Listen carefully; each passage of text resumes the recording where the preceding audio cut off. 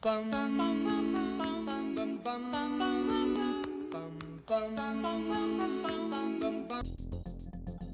you like today's sponsor, folks. This is Acid Roots, and welcome to part 18 of Let's Play Donkey Kong Country 3.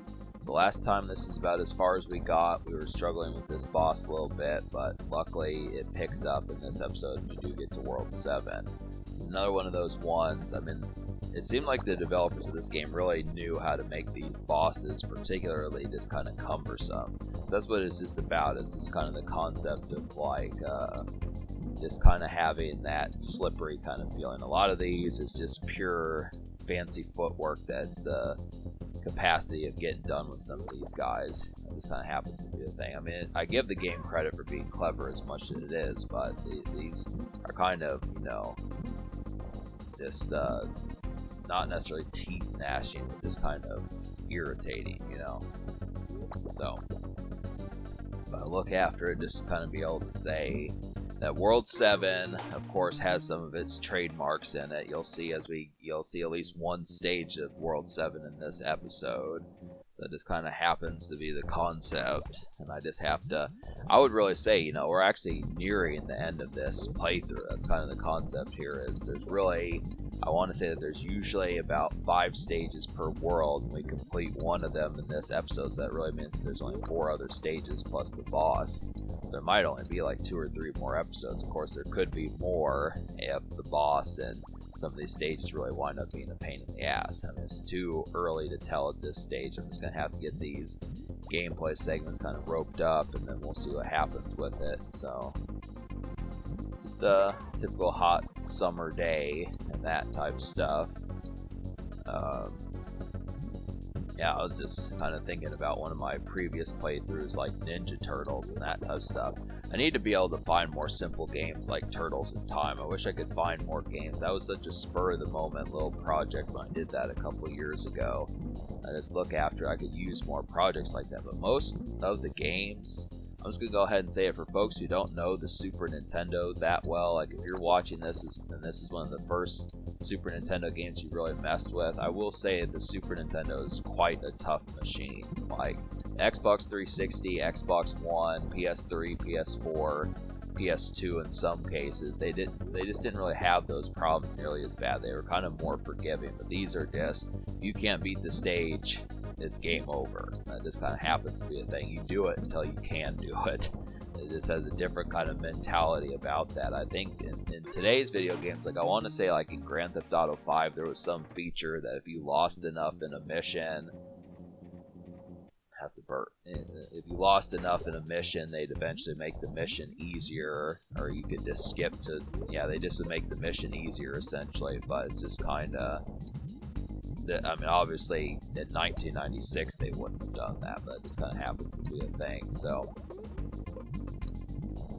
But I don't know, I mean, I almost would see myself as the type of person that if it did get lessened and it kind of, you know, syncopated to me and that type of stuff as to whether or not that would irritate me. I mean, if you look after it and you say, well, why do I have to have the easy version? You know, it's just kind of, I don't know. I mean, I don't know if that would piss me off or not. I haven't played enough recent video games to wonder if the game makes it easier for me, if that's something that, I don't know.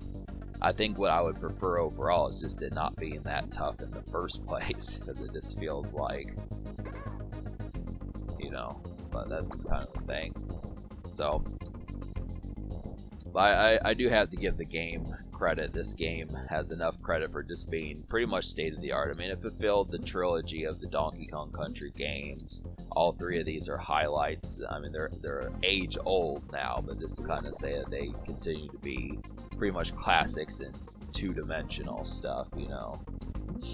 These are up there with like the Sonic the Hedgehog games and some of that type stuff, so it's just kind of, I don't know, I just wonder how many like gamers of today, or just folks who play video games, are kind of going back and getting the history lesson of some of the older machines. Like, to me, or to some of these folks, some of these younger Gen Zs and Gen Alphas, and some of them, people who are like 14 and 12 and 10 and stuff, to them, the Super Nintendo is probably what the Atari 2600 was to me. And that's, you know, the Atari was a machine that came out in the 70s, you know, with this, those games look ancient as fuck, but just to say, that's pretty much 40 something years ago, but just to kind of, that was state of the art at one point. That's the kind of thing. That's the same thing with this game. It's just me being able to say. It's not. I don't look at this game as ancient to the point where it's just like a dinosaur. But I think for people who are like 13 or 15 or 11 or something, it might, people might be like thinking that this is archaic. But it's worth it. I do it with music and stuff. I will listen to stuff that's well older than me in most cases, but I just look after it. It just depends upon the learning curve of today's youth. I think it's important. Maybe not knowing about like every single Super Nintendo game, but this is one of the ones. This is in the neighboring community. You should at least know about like Super Mario World and Donkey Kong Country and Zelda Link to the Past and some of those type ones, maybe one of the Final Fantasies or something like that, some of the, there's some great games. That's kind of the concept. Even if most folks are kind of raised on Call of Duty and Fortnite, this is kind of the concept about it, but it's really the thing. So yeah, I would definitely recommend. This is one of those ones, like if you're still wondering about the sponsor of today's video, I just would have to say, these are the sorts of videos that you just curl up with like a bag of Cool Ranch Doritos and just munch. This really happens to kind of be the thing. I definitely am not discouraged about folks who just got some good munchies, and yeah, we beat the boss. That took a lot. I was really kind of getting annoyed with that boss. I was like, I don't know, I didn't know what was gonna happen if I kept struggling with it, but just to be able to say, like I was saying,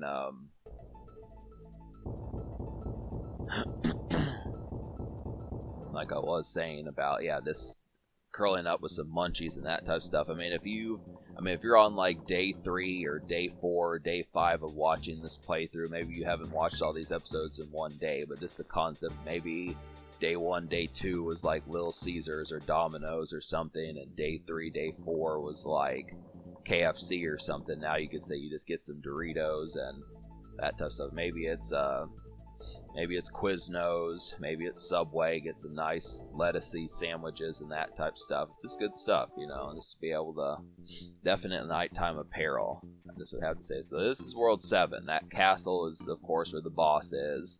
It's just going to be interesting to see some of the rounds that are going to happen. It just looked like it was very much like any stage can happen type atmosphere, minus maybe the snow stages. But yeah, I really hated this stage. I'm just gonna go ahead and say, I didn't hate it at the beginning, but I started to realize pretty quickly that this one kind of tried my patience. So yeah, when I used to say in earlier episodes that the game kind of lazily developed difficulty, I still feel like it's kind of intended as like lighthearted, but I think the concept about it is it just ramps things up. It just has like this bubbly image, but it's like, hey, this might be the toughest of the 3 Donkey Kong games for the Super Nintendo.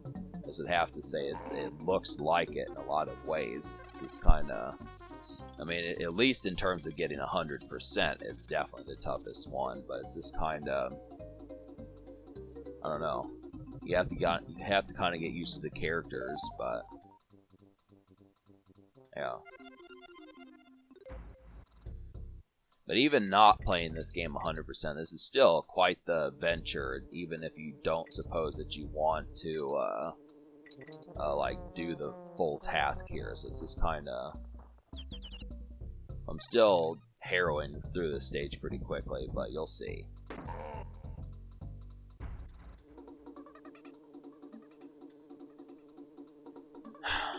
So yeah, it's just a hot summer day, kind of watch the news a little bit, just kind of talking about stuff. There's been, like, the debt going on and that type of stuff across the United States. Obviously, if you've been watching this since 2022, it's just, it's kind of a lengthy playthrough, but another reason, it may not be a main reason, but a relatively strong reason as to why there's just, hey, game over. On a side note, but a reason why I'm not quite as ambitious about doing these videos over here on Acid Roots is just because I'm running out of games that I actually want to do. I mean, there's only so many Super Nintendo games. I didn't have the intention of moving on to like later Nintendo machines past like the Super Nintendo and stuff. So, you know, doing NES games occasionally, Super Nintendo, PlayStation 1, Game Boy, some of that type of stuff. But there's just not an overabundance. It's either, the concept behind it is either there's games that I can play and not beat, or there's games that I just, you know, they're just plain too tough. So this is kind of the concept of trying to run a retro channel. You have to understand the concept that there's only so many games. I mean, after this, I've got at least one other game that I want to do, plus Super Mario World, which I kind of dabbed into back in the winter. But there's just not an overabundance of real Super Nintendo games that I played back in the day that I have the gaming wherewithal to be able to actually beat. I mean, I could give you some haphazard like 4, 5, or 6 episodes and play until I just can't do it, but I kind of like the concept of at least being a little bit more fulfilled. I mean, I've said numerous times that the concept behind this is just being able to say that, you know, if I do only give you 5 episodes and there should have been like 18 in the playthrough, at least you got 5 episodes to be able to say that those are quality. But some folks, I don't know, I mean, there's enough bickering that kind of goes out and about as to whether or not, you know, folks want 100%, you know, if they want all or nothing, or if they're cool with just like, hey, you know, these episodes that you were able to complete were fun enough. So, I mean, I at least feel like I can beat this game, Donkey Kong Country 3. It might really piss me off. I think this is probably within the range of something I could do. Like Donkey Kong Country 2, I almost didn't beat, but I just kind of question if I can beat this game. I was able to. I mean, if I could do it in 1997, you would think I could do it in 2023, but this is kind of the thing, so. But, yeah, I didn't see what the next stage was, but it's just kind of, it's finicky, you know. Just a number of ones left, and then I might do like a stage or two of like the Lost World stage or world. So we're just gonna save. So alright folks, that should take care of part 18 here of Let's Play Donkey Kong Country 3. You know, grab some munchies for the next episode, subscribe for more fun. Thanks for watching, and have a wonderful night.